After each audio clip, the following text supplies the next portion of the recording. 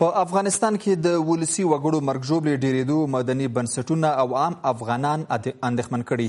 یو راپور ښیي چې یوازې د روان میلادي کال په تېره مې میاشت کې جګړو د 183 عامو افغانانو ژوند اخیستی او 330 نور ټپیان شوي دي.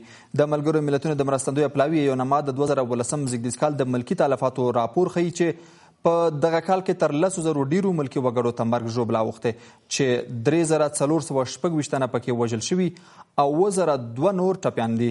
په راپور کې د دې ولسي مرګ ژوبلې د 65% مسؤلیت د دولت د وسلوال مخالفینو، طالبانو، داعش او نورو ډلو پر غاړه دی.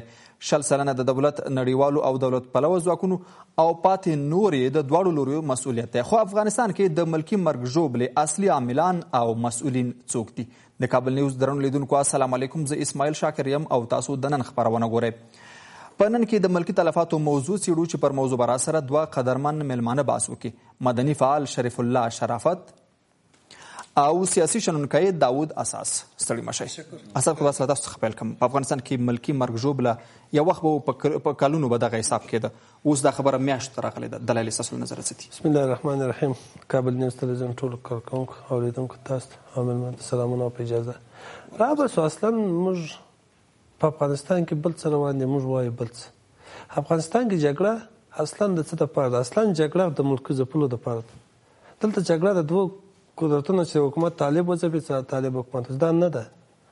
18 کاله جګړه دې وسوله، یو وزیر مړی لري ولې پرې قومندان دې 18 انتیاري کېږي، یو وزیر دې په کوڅو کې په دغه ګرځي، هغه باندې کار څوک نه لري. یو سرباز بیچاره پسې د کور ته مین پسې نه باسي، ښځه ورته مین کړي، بچی ورته مین کړي، ورته مین کړي، او په وزیر صاحب کار نه لري. دا جګړه چا ده؟ طالبانو ډېر غټ غټ مشران دي له ګوانتانامو سره لکه داسې بوزي. فکر نه کوئ چې وزیرانو له ځان نه دیوالونه راتاو کړي دي؟ نه، د دیوالونه خو په بازار کې هم کولی شي. تاسو ګورئ هر ته ننوځي، هلته ننوځي، په هر کې یو سرباز بیچاره په شهادت ورسي. اصلا مشکل د چا تر مابین ده. ښه ولې دا شل دا صحیح ده، خو طالب خو دا په انتیاري کې به ملکي وګړي دا 0% نو بیا حکومت ولې ملکي وګړي دا خو چې دوی وسمنل ځان 0.40%. دا خو چې هغه ځایو کې چې دي مني، هغه چې هر ورځ ما ته ویني چې په یوه تذکره باندې شاو تر تک شنه کړي چې تذکره کاپي د راکړه قومندان صاحب ورته وایي. بله هغه چې ما ته نه ویني تر ټانک تر ټایر لاندې کړي، هغه چې موږ وینو چې هغه خو لا حساب دي چې هغه نه معلومیږي. په دې حساب کې زم 0% نه 40%. زم د مرګ ژوبله چې د دې لازر شي زه په 0.0 هم نه درکوم چې ما ته یو د خپل ولایت زابل نه معلومه ده ملکي وګړو مرګ ژوبله په دغه سطح د افغانستان په سطح اعلان دی. یعنې فکر کوم چې شمار تر دې هم ډېر، شمار تر دې زیات خو ویلی چې څنګه وایم چې حکومت هلته عسکرو سړی مړ کوي. زما په ولایت کې شخصي باندې خانې دي، خلک مړه کېږي، خلک حلالېږي، خلکو څه پښې غوږونه پرې کېږي، څوک ویلی نه شي. دا اوس پیلن وجود لري. پیلن په اکثریت ولایتونو کې د خلکو سرونه غوڅېږي، د خلکو څخه د داعش مسله دوی سره کېږي، څوک ویلی نه شي. نو ستاسو له نظره عامل او مسؤل څوک دی؟ عامل او مسؤل دلته بهرنیان دي، دلته د افغانستان حکومت ده. موږ نه وایو طالب خو موږ وایو چې د تروریست او داعش دا خو چې کوي پر ځای باندې دي. حکومت ته 0% څه ګناه، یعنې اصلي خبره 0% ته حکومت تروریستانو په نامه باندې ووژل شول، 0% د اسلامي حکومت په نامه باندې د هغه چې پولیس د ټولنې خدمتګار ده، د هغه په نامه باندې چې زه مالیه ورکوم، د هغه په نامه باندې چې زه د وایم چې زما پولیس ته زما امنیتي قواوې د هر ورځ راوځم زه ته د دعاوې کوم. 0% خو هغه وژلی، هغه بیا پر څه شي وژلی؟ فکر کوئ دغه فیصدي څومره عادلانه ویشل کېږي؟ مثلا په دغه راپور کې چې 65% مسؤلیت د دولت وسلوال مخالفینو ته راجع ده. له بل لوري تاسو وایي چې دولت او په افغانستان کې پراته بهرني ځواکونه چې دلته د ملکي وګړو د خوندیتوب شعار ورکړی دی یا یو ډول مسؤلیت ور په غاړه دی، د هغوی په عملیاتو کې هم 0% افغانان قرباني کېږي. یو چا څه ما واورېدلو دغه انتیاریانو دغه شیان چې اوس ډېر دي، دغه نه انتیاري وجود لري نه شي وجود لري. له پاسه خواصه له اخواصه ډرام د انتیاري اوس چا وکړه، هغه باډي ګارډ یې رالی هغه وکړه، انتیاري معلوم نه ده. زه وایم تر دا اوسه پر موږ یو قضیه څېړلې نه ده چې آیا دغه مرکز ژوبله چې په ښارو کې د انتیاران کېږي دا د کومې خوا کېږي. خو یو ته په فیسبوک کې یا په نور دغه کې ووایي چې یا داعش په ما په غاړه واخیسته، اکثره وخت خو دواړه یو ځای پر غاړه واخیستل، اکثره وخت چې اصلا دغه بیا څوک دي؟ آیا دا کسان چې دا پر غاړه یې اخلي په دې چې په تلویزیون کې په رادیو کې په مسیج ورته کوي، آیا دا کسان په کابل کې ناست دي که د کابل بار دی موږ ولې دا نه تثبیتولی؟ آیا چې د دنیا 50 ملک زما سره کومک کوي؟ آیا د دنیا وتلي استخبارات زما سره دي؟ آیا زه دا کار د کسان چې اوس دغه حملې پر غاړه اخلي داعش وایي ویډیو هم ورته راځي، آیا زه دا نشم تثبیتولی؟ چې د کوم مملکته څه دغه عمله پر ځان باندې دقیق اخلي؟ او همدومره نشر یا همدومره مسله کفایت کوي چې وویل شي دغه برید وشو، دومره ملکیان پکې قرباني شول، دومره پولیس یا دومره افغان ځواکونه پکې قرباني شول او مسؤلیت یې پلانې ډلې پر غاړه واخیسته او خبره خیر خلاص؟ خبره دلته ګوره مشکل ته ده، ما ته وایي چې دا مسؤلیت په هغه څه تېره سي راته ووایي، وایي مسؤلیت پلانکي ډلې پر غاړه واخیستی، تا دا کوم ځای نه دا پیدا کړي که تا نه یې ورسره شریک ته بیا دونه زر څنګه دا تثبیتولی شي؟ ولې دا پرون نه سوی تثبیتولی؟ چې ته دونه فعال یې، ته دونه غوږونه دې خلاص دي، ته دونه دې سترګې کار کوي، تا پرون ولې دا کار نه سوی کولی چې زه دې په ملک راته وایه هغه وکړئ؟ هغه چیرې ده؟ هغه ما ته وښیه. فقط دونه زده کړي چې د پاکستان کې ده، پاکستان خو زموږ په پاکستان یو تناقض چې په کورنیو چارو وزارت باندې کوم برید وشو، مسؤلیت داعش وسله واله ډلې پر غاړه واخیسته، خو په افغانستان کې د بهرنیو ځواکونو عمومي قومندان وایي چې دغه برید په حقاني شبکې طرحه کړی و. دغه تناقض څه ډول وینئ؟ ګورئ دا زه ته کوم دا ټولې کیسې اصلا درواغ دي. تاسو یې وګورئ د وزارت داخلي عمله ټوله کوم هغه موټر دغه کوم موټر خو زه په بازار کې ماته دا اوس په نه دلیدلی چې څوک یې واخلي او خرڅ کړي بغیر خرجیانو ماسې. دا کابل کې خو دا موټر خو زه ما ډېر اخیستی دي، په میاشت کې یو موټر ځان ته بدلوم، پر دغه کواره موټر باندې د ملکي په بازار کې هیڅ وخت خرڅ شوی نه ده. ماته دې ووایي دا موټر د خارجیانو، دغه سیستم جوړ موټر د خارجیانو، موږ هم خدای حقل را کړی ده، خدای سترګې را کړي، که غیرت را نه اخیستی ده، که همت را نه اخیستی ده، که شهامت را نه اخیستی ویلی نه شم. دغونه خو پوهېږم چې دا د خارجیانو کار ده، دغونه خو پوهېږم چې هغه ورځي هلته ورته وایي زه موږ خارجیان، دغونه پوهېږم چې دا درشي دلته په افغانستان کې په طالب یا پاکستانی نه شي راکړلی چې دلته یې واخلي، دغونه پوهېږي دا په پښو باندې چې بوټون دي د امریکایي ول. حمله امریکا کړې ده ستاسو له نظره؟ نو خدای دې را پیدا کړي، خدای دې ما ته را پیدا کړي، زه خو پر ته شک لرم. دا خو زموږ په وطن کې به داسې رواج چې ما پر چا شک لري هغه به شک له ځانه لرې کوي. دی خو ما ته وایي تا کړې ده، یعنې فکر کوئ امریکا شکمنه ده، مشکوکه ده د افغانانو لپاره؟ دا ګورې دا د نړیوالو دنیا دا خبرې کوي، کابلوب دا خبرې کوي، دنیا دا خبرې کوي، زموږ ته سیاسون دا خبرې کوي، د کریز تفاق کې رئیس جمهور هغه په تیارو کې دلته تورستان کې شمال ته انتقالېږي. دا هم خلکو د پارلمان وکیلان وایي چې په تیارو کې داعش په جلال آباد او په شمال کې لیدلي دي. دا هم بزګر وایي چې موږ ولاړو دلته میږي پولې تیاره راله شی راوغورځوئ. دا یوازې موږ نه، دا دنیا ویل دا سپیناوی دی ولې ماته نه کوي؟ دا یو واقعیت ته دلته جګړه پرته ده، دلته جګړه ډېره غټه جګړه ده. دا د طالب جګړه او د حکومت افغانستان حکومت جګړه نه ده چې موږ وایو دا جګړه 40 کاله کېږي چې په یوه عنوان روان ده، په یوه رقم روان ده، فقط یې رنګونه وربدلوو، تور سپین زرغون یې کړو، یو وارې یو کافر سي بل مجاهد سي، بل وارې بل کافر سي بل طالب سي، بل وارې بل طالب سي، بل تروریست سي، بیا داعش سي. دا فقط موږ د نمونه رنګ ورکوو چې نمونه یې بدلوو. کنې نور جګړه هغه د 40 کاله په عمل کې جګړه، دا جګړه د شرق او غرب تر مابینځ ده، او هدف یې هم افغانان دي چې ورباندې نه افغانان د سوخ لرګي دي، هیڅ هدف نه دي افغانان، موږ په خپله ځان کړی دی. مننه. زه هم ما ته 50,000 افغانۍ راکړه زه ځان سپارم. بیا هم راګرځم تاسو ته. شرافت صاحب، یو وخت به په افغانستان کې د بهرنیو ځواکونو د مرګ ژوبلې شمېرې خپرېدې او د هغوی لپاره حتی په انټرنیټ کې سایټونه جوړ شوي وو چې هغه شمېرې به هر کال خپرولې په افغانستان او عراق. اوس هره میاشت په افغانستان کې د ملکي تلفاتو شمېرې خپرېږي، یعنی معلومیږي داسې چې دغه تلفات ډېر زیات دي او ترڅنګ د افغان ځواکونو تلفات هم خورا ځورونکي دي، هغه هم ډېر زیات دي. د دغه جګړې ډېر تاوان څوک پرې کوي؟ بسم الله الرحمن الرحیم. شاکر صاحب تاسو ته، اساس صاحب ته او د کابل نیوز لیدونکو ته سلامونه هم نیکې هیلې. ګورئ لکه څنګه چې اساس صاحب ویلې دلته دغه جګړه د موږ او تاسې جګړه نه ده، دغه جګړه د بل چا جګړه ده. دغه جګړه یو څوک و چې د خپل کور اور یې راوړی ده او د ما او د تا په کور کې یې بل کړی ده. دغه جګړه یو څوک دی چې د ما او د تا په کور کې اور یې بل کړی ده، خپلې ډوډۍ پرې پخوي. دلته په افغانستان کې وژل کېږي څوک، که طالب هم وژل کېږي د همدې افغان بچی ده، که عسکر هم وژل کېږي د همدې افغان بچی ده، که ملکي هم وژل کېږي د همدې افغان بچی ده. نړیوال سیل کوي دلته په سفارتونو کې دي، سفارتونو ته یې د موږ او تاسې تقریبا په سلګونو جریبه مځکې وقف کړي دي، هلته دیوالونه ته تاو کړي دي او د هغه په 500 کیلومترۍ کې هم چاته اجازه نه ورکوي چې تیر سي. هغوی به څنګه په دې جګړه کې تلفات وویني؟ تلفات دلته د افغانانو دي، وژل کېږي دلته افغانان، راټل کېږي دلته افغانان، ښځې د افغانانو کونډې کېږي، بچي د افغانانو یتیمانېږي او ګټه یې څوک وړي؟ ګټه یې نړیوال وړي. لکه څنګه چې وخت اساس صاحب ویلې دغه جنګ دلته نړیوالو شروع کړی ده، نړیوال چې تر څو پورې ختم نه کړه دا جنګ نه ختمېدونکی ده. دلته که موږ او تاسې د ملکي تلفاتو یونما چې دا پرون کوم لیست خپور کړی ده یا یونما چې ویلي دي چې 2258 کسان د مرګ ژوبله په دا 3 میاشتو کې اوښتې ده، په دغې وروبه کې اوښتې ده او د دې زیاته پړه مثلا د دولت په مخالفینو اچولې ده. دا هم ممکن تر یو حده پورې یو څو د پټې سترګو راپوري. زه وایم 2258 کسان ممکن په 15 ورځو کې ووژل شي. اساس صاحب ویلې د زابل د یوې ولسوالۍ نه هلته څوک نشته چې مثلا طالب یو څوک وزني او هغه د راپور ورکړي. هلته څوک نشته چې امریکایي ځي په خلکو باندې ټانک خېږي یو څوک د راپور ورکړي.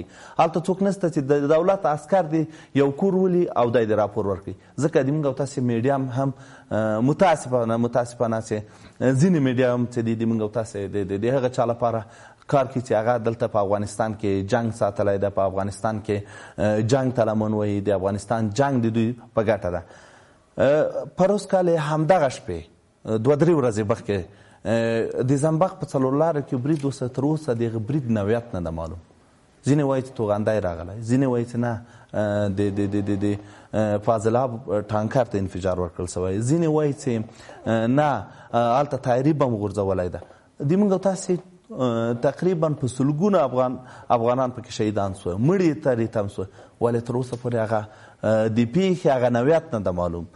داعش یوه بانه ده، اوس په افغانستان کې یوه بانه جوړه سوې ده. هره پیښه چې غټه پیښه په کابل کې سر ته رسېږي په هغې کې ملکي تلفات کېږي.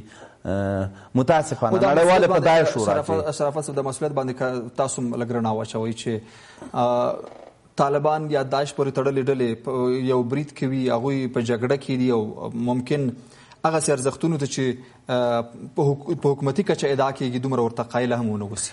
کله چې په حکومتي کچه دغه مسله مطرح کېږي یا مثلا دولتي ځواکونه ولسي افغانان په نښه کوي په مختلفو بڼو باندې، مثلا د اربکیانو په بڼه باندې یا مثلا د ځانګړو ځواکونو یا مثلا د ځینې 01 او 02 او 03 قطعې دي چې په ننګرهار او خوست او ځینې نورو ولایتونو کې په دې وروستیو څو ورځو کې مثالونه ورکړل شول. پوښتنه له چا وشي د دغسې ملکي مرګ ژوبلې چې رامنځته کېږي، ملکیان قرباني کېږي، ولې څوک نشته چې ترې پوښتنه وشي؟ زه وایم پوښتنه خو باید ګیله له ټولو وسي. هر سړی چې افغان وزني موږ باید ګیله ترې وکړو، که هغه طالب ده، که هغه دولت ده، که هغه امریکایان دي، که هغه داعش ده. ځکه زما روح اخلي، زما ورور راوزني، زما کورنۍ راوزني.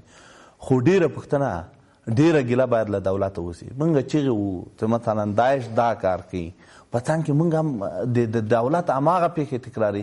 تاسو ولې د سنا د جرګې د رئیس د کورنۍ غړي د دولت په عملیاتو کې ووژل شول؟ تاسو ولې د قندوز کې بمباري وسوه؟ اول کې د دولت کسانو نه منله چې دلته د عام خلک دي، ماشومان دي، قاریان دي، خو وروسته رئیس جمهور معذرت وغوښته. تاسو ولې د مثلا چې امریکایانو په دغه کابل په دغه نږدې کې په خلکو باندې ټانګونه په بیمارو سره خلک وغوښته، ټانګ یې پرې وخېځه، خو چا یې پوښتنه وکړه؟ دلته تر ټولو زیات د دولت مسؤلیت ده. خلک له دولت نه ګیلمن دي. خلک باید او بالاخره عامل څوک بوله؟ عامل نړیوال دي، عامل بهرانیان دي، عامل هغه څوک دي چې په افغانستان د ما او د تا په وینه کې خپلې ګټې ګوري، د ما او د تا په وژنه کې خپلې ګټې ګوري، د ما او د تا په زورونه کې خپلې ګټې ګوري. عامل خارجان دي، تر څو پورې چې په افغانستان کې خارجان دي، د موږ او تاسې وینه به تویېږي، موږ او تاسې به وژل کېږو، که هغه د طالب لخوا وژل کېږو، که هغه د دولت لخوا وژل کېږو، که هغه د بهرنیانو لخوا وژل کېږي، که د داعش او له هغه نه وروسته چې کومې ډلې راځي د دوی لخوا وژل کېږو. د ټولو لامل چې ده هغه بهرنیان دي او د دوی خپل کارونه دي. اساسا په مسؤلیتونو باندې بیا هم غږیږو، په عاملینو باندې بیا هم غږیږو، دا چې له چا پوښتنه وشي. تاسو مخکې شرافت صاحب یو مثال د قندوز د پیښې ورکړ چې هوایي برید وشو، په هغې کې ماشومان هم شهیدان شول او ډېر ملکیان هم په هغلته شهیدان شول د طالبانو تر نامه لاندې. ولې څو ورځې وړاندې ولسمشر بیا د هغو کورنیو سره ګوري او یوه بخښنه غواړي ترې. په همدې سره مسؤلیت ادا کېږي چې یوه بخښنه وغوښتل شي. دلته اصلا دا چې موږ مسؤلیت او صلاحیت ته پېژنو چې موږ صلاحیت شي د مسؤلیت شي صلاحیت شته وایي مسؤلیت شته وایي.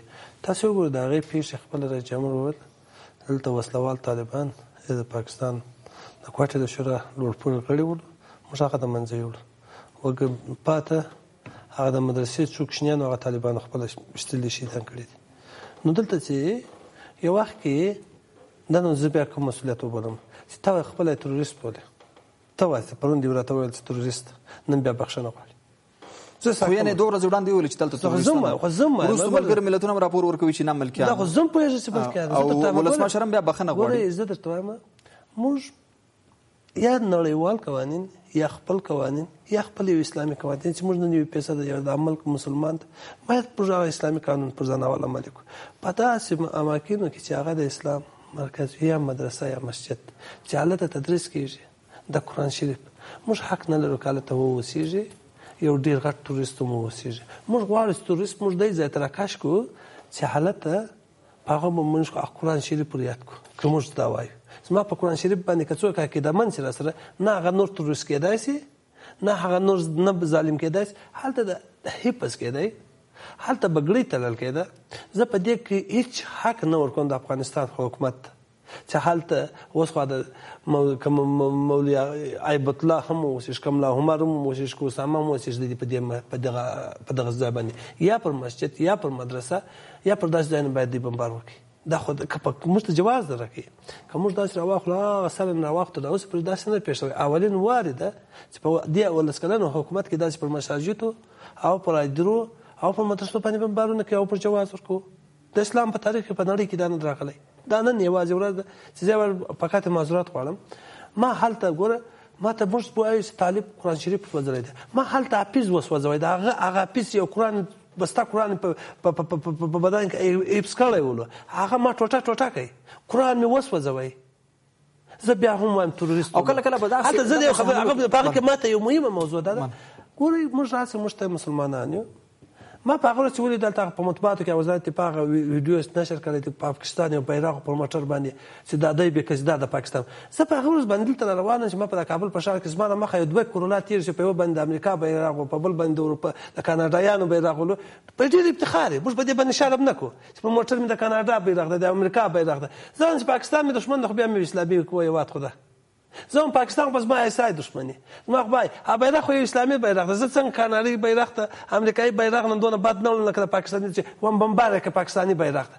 زه وایم سید د اعمال په ټول د پاکستاني خو مشکل دا چې موږ صلاحیت او مسؤلیت نه پېژنو. که اشرف غني نو بیا اوله ورځ د تروریست نوم پر دې ځای نه شوی تروریست خانه. یو بله پوښتنه مشته د اساس چې کله دغسې هوایي بریدونه وشي چې په هغې کې بهرنیان ښکېل وي او بیا نتیجه دا شي چې ملکي تلفات پکې رامنځته شي مسؤلیت زموږ د افغان حکومت په غاړه واخلي او دا هم ووایي چې دا د افغان حکومت سره په همغږۍ ترسره شوې ده. دا څه ډول توجیه ده چې مثلا قربانیان ملکیان وي او افغان حکومت ووایي چې دا کار مونږ کړی دی. یا ګورئ موږ دلته وګورو افغان حکومت په زه فکر درته وکړم چې که موږ راستي ووایو که دوی راسوي بیا دوی ته دونه مسؤلیت نه راضي کېږي د دوی سره صلاحیتونه نشته دوی د واک نه لري دا یو بې واکه دي دوی فقط زه چې د شا د خوا سره غږ راوکړي زما د هغه تر غوږ داخل نور خلک یې اوري غږ سړی هلته نور ناست دي. زه فکر کوم نور څوک دي سفارت د انګلیس د امریکا د دا یو واقعیت ده که موږ راسو د افغانستان تاریخ هم پر دې جوړ یو وخت کې په دې ملک کې د مزنګ د چاونه بیا شوروي تر سفارت د شوروي سفارت زما او ستا رئیس جمهور وزیر ټول په ازبکستان تاجکستان کې روزل کېدو زما او ستا روسي باید بچي ته زده کړی بله وارې بیا بل حکومت راغلی چې عربي باید موږ یاد کړی وای هغه د طالبانو حکومت بله وارې چې راغلی اوس د امریکا سفارت ته دونه ورشته وی ده باید موږ ټولو باچا او رئیس جمهور وزیر ټول له غربه رامقرر سي هغه پرون چې عربي زده هغه باید ووژل سي بله ورځ چې روسي زده هغه باید موږ ووزنو. دلته داسې موږ د تاریخ د افغانستان کې دا پېښه ده موږ بې صلاحیته یو زموږ واک د بل چا په لاس کې دی. درې دورې دغه انقلابونه چې اوس په تازه کې تېر شوي دي دا په دې درو سره کې موږ بې صلاحیته وو. که طالبانو په حکومت کې د پاکستانیانو د عربو په لاس کې حکومتداري وه که تېر وخت کې وله د روسانو په وخت کې نن د امریکایانو په لاس کې دا یو واقعیت ده دا یو تلخ واقعیت دا که زما سره څوک منې که مې نه بولي په دې که مې څوک ګناهګاره بولي که مې نه بولي دلته زما سره صلاحیت نشته خو موږ په دې نو بیا راګرځو په دې باندې مسله ګورئ په جلال کې د مشرانو جرګې د رئیس د کاکا پر کور باندې بمبارد وسو دوی خبره د ډېرې غټې خبرې آیا که د مشرانو جرګې رئیس کورنۍ د طالب یا داعش سره د باور دغه لري دا هم یو غټه موضوع ده باید دا وڅېړل شي.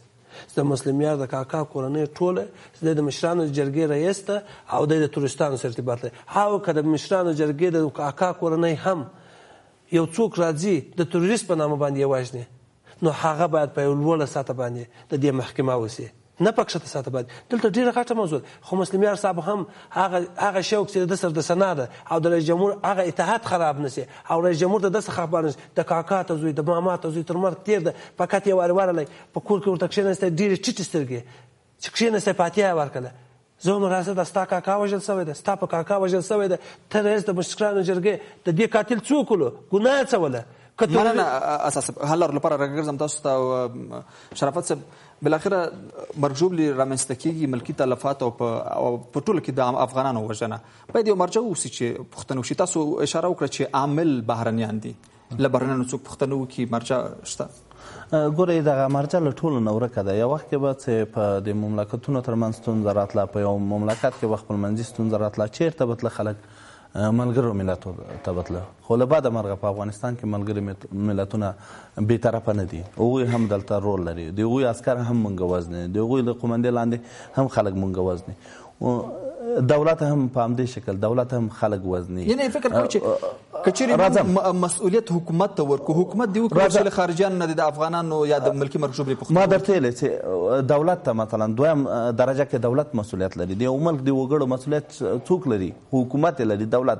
دولت هم بېغوري کوي، د دولت تر لاس لاندې ملیشې خلک وزني، د اربکي په نامه یو څوک جوړ شوي دی هغه خلک وزني، په خوست پکتیا خوا کې د کمپاین په نامه یو څوک جوړ شوي، زیات شکایتونه دي، خلک یې ووژل. مثلا په شمالي ولایتونو کې اربکیان دي خلک وزني، مثلا همداسې قطاعات جوړ شوي دي هغه خلک وزني. د دولت مخالفین هم مثلا د کرکټ په ډګر کې په داعش حمله وکړه، په کابل کې هم ځینې حملې شوي دي چې خلک پکې وژل شوي دي. اوس ولې زه وژل کېږم او زه بیا پوښتنه نشم کولی؟ اوس یو څوک دی چې هغه خپل مسؤلیت حس کړي، هغه افغان ده، هغه موږ او تاسو یو، هغه د افغانستان خلک دي. په یو قوي شعور، په یو قوي هوډ باید دوی راجګ شي. دولت ته مو وایي، نړیوالو ته مو وایي. دا خبره به وکړو، خو یوه خبره دا باید وکړو چې که چیرې طالبان، داعش یا د دولت مخالفې ډلې خلک وژني، نو د هغوی ادرس یا خو ادرس معلوم نه ده، که چیرې ووایي چې ادرس معلوم ده خو له غره جنګېږي، هغه ته لاسرسی مشکل ده. او کله چې دویم عامل تاسو وایي یا اول عامل تاسو وایي خارجیان دي، زموږ ستاسو حکومت سره خوا کې همدلته اوسېږي، همدلته حکومت ته مشورې ورکوي، زموږ ستاسو په حکومت کې ولې دغه وړتیا نشته ده چې خارجي ته وایي ولې افغان وژني؟ ګوره دغه حکومت چا جوړ کړ؟ دغه حکومت خارجیانو راته جوړ کړی. دغه حکومت د موږ او تاسې خارجیانو ته دومره تعامې کړی ده چې هر یو فکر کوي، د حکومت هر مشر دا فکر کوي که زه د خارجي په مقابل کې څونه هم وکړم زه په چوکۍ نه یم.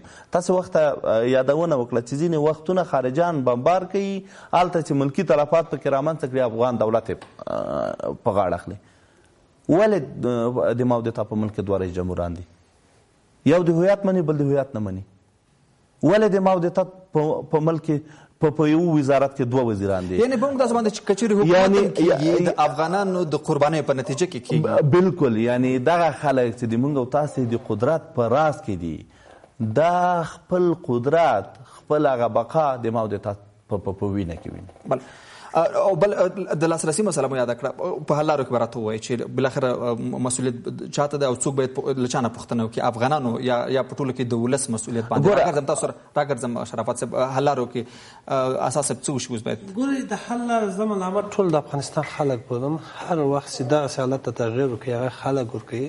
زما او ستا خلک بیده دي، زما او ستا خلک په هغه حالت کې دي چې موږ بیده یو. موږ باید راپورته سو، نور د حالت نه وزغمو چې زه وایم چې د اشغال تر نامه باندې هم بې صلاحیته یم، وژنې مې، قاتل مې معلوم نه ده. نو په دې حال کې ماته څه پکار؟ خلک څه وکړي؟ خلک باید راپور تغیرات باید راوړي. دلته خلک باید وکولای شي چې خپل ځان کې تغیر ښکاره کړي. خلک باید دې حالت ته د پای ټکی کړي. دا جګړه باید زه تعریف کړم، دا جګړه د شرق او د غرب تر نامه ده. شرق ته ومومئ چې ته پوهېږې، غرب پرې پوهېږي.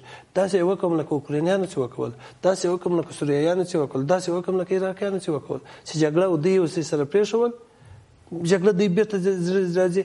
دا جګړه زه 40 کاله یو په غازي په نامه باندې او د شهید په نامه باندې زه چاته داسې وایم چې نه شهید یې نه غازي یې، زه چاته نسم ویلی چې نه قهرمان یې نه های. راسه زه ته په خپل مابینځ کې ما او تا دواړه مسلمانان څوک مې وژني، ما او تاسې وګورئ نن د افغانستان پولیس او طالب عیسویانو هغه بې کتابه جنګوي. زه که ځان ته مسلمان وایم د عیسوي په کومنده باندې به زه جنګېږم. زه به نن زه وایم چې اسرائیلو کې پېښ زه د اسرائیلو کومنده راسم دلته منم. طالب ته تاسې وګورئ، طالب سره زه ورته وایم چې په والله ته د اسرائیلو پیسې خورې، دا ستا جهاد نسته جهاد، دا حکومت هم چې نه تاسې دلته تغییر ورکړو، دلته دې اوضاع ته تغییر ورکړو. اوضاع راواخو سره چې د دې دپاره راپورته دا اوضاع نه اشرف غني درته تغییر نه عبدالله درته تغییر نه ناټو درته تغییر نه بل درته، تر څو چې زه همت ونه کړم زه غیرت ونه کړم. شرافت صاحب په تغییر باندې کړی ډېر لنډ راته ووایي باس به م جمعبندي کړو چې تغییرات افغانان څنګه راوستلی شي. تغییرات خپله افغانان مثلا په هغه ولسوالۍ کې چې د دولت مخالف ده او هغه یو افغان وزني د ما د تا ولسي خلک ورته ویلی شي چې وروره نور دا کار در باندې کړه. زه ورته په کابل کې یم، طایره جګېږي د ما د تا په ولسوالۍ کې یو ځوان شهیدي، یو ماشوم شهیدي، یو ښځې شهیدانې. زه ورته دولت ته ویلی شو تغییر راځي چې په دغه راشروع کړو چې نور په دغه خلکو پسې ولس ته ورپاتې چې ولس باید تغییر بالکل ولس ته ورپاتې ده. د ولس هوډ غواړي، د ولس قوت غواړي، د ولس اراده غواړي، تر څو پورې چې موږ او تاسې په خپل ځان کې تغییر رانولو نور څوک په موږ او تاسې کې تغییر نه راسي راوستی. همدغسې به لکه پسونه وژل کېږو او که چیرې موږ او تاسې قوي هوډ وکړه، دولت ته مو ویلی، طالب ته مو ویلی، داعش ته مو ویلی، نړیواله ته مو ویلی چې د خدای په لیاز نور موږ هم مه وژنئ، او که وژنئ بیا په مقابل کې هم درېږو راسې بیا په نره ووژنئ، په داسې شکل هم ووژنئ چې موږ د خپل حق په نوم ووژل سو، نو موږ او تاسې به دې خلکو ته هم قناعت ورکړی او نور به انشاءالله د افغانانو د افغان وژنې مخه نیولې. ډېره مننه کور مدان چې په موضوع مرا سره ګران لیدونکو له تاسو هم ډېره مننه چې تر دې دمه موضوع مو ملتیا کوله. تر بیا مو الله مل شه.